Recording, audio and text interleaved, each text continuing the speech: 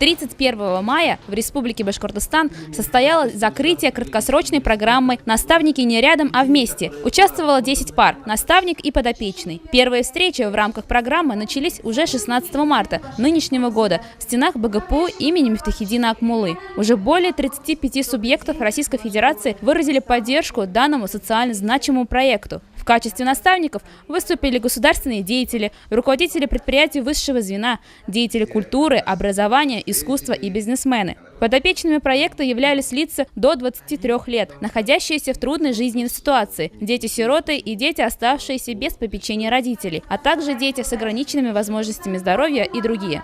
Сегодня, общаясь очень плотно и с министрами нашими социального блока, мы приходим к выводу, что все получилось. Ни одна пара не распалась.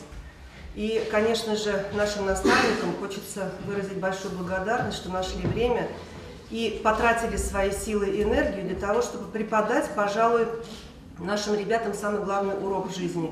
Как добиться успеха в этой жизни и показать, что все возможно. В ходе индивидуальных встреч, а их было 6, обсуждались вопросы самоорганизации подопечного, его личностного роста, образования. Общение проходило на рабочих местах наставников, выездных мероприятиях, конкурсах и концертах. Наставники и подопечные, подводя итог, произнесли слова благодарности в адрес друг другу, в адрес организаторов, тьюторов и сотрудников детских домов. Подопечные уверены, что благодаря проекту исполнилась не одна их мечта. Один из наставников, министр природопользования и экологии Республики Башкортостан Илдар Хадыев, отметил, что благодаря таким событиям лучше узнаешь жизнь. Конечно, мы все знаем, что существуют детские дома, что в них живут особые, талантливые, красивые дети. Вот к своему студу на 6-м десятке лет только я немножечко вник вот в эту жизнь, которая складывается у вас. Когда-то мы читали педагогические поэмы, может быть, «Республику Шкит», но такого погружения вот в эту сферу благодаря этому общению у нас раньше не было. Благодаря этому общению, конечно, я лучше стал понимать и Олега. Благодаря этому общению я лучше стал понимать своих детей. Я очень рад, что познакомился с Тимуром Артуровичем. Пример его успеха очень важен для меня. Я понял, что в жизни самое главное – это осознать свои ошибки и прислушиваться к близким людям. Спасибо.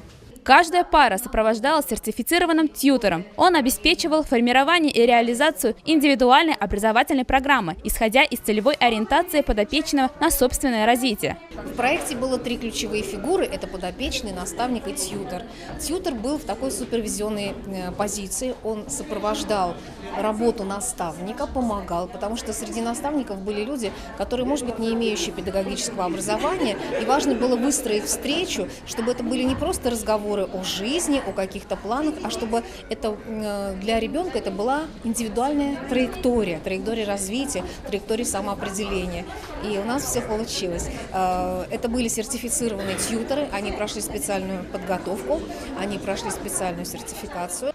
Все участники проекта получили сертификаты и благодарственные письма. Идея краткосрочного наставничества получила широкий отклик среди общественности. Появились люди, которые готовы попробовать себя в роли наставника.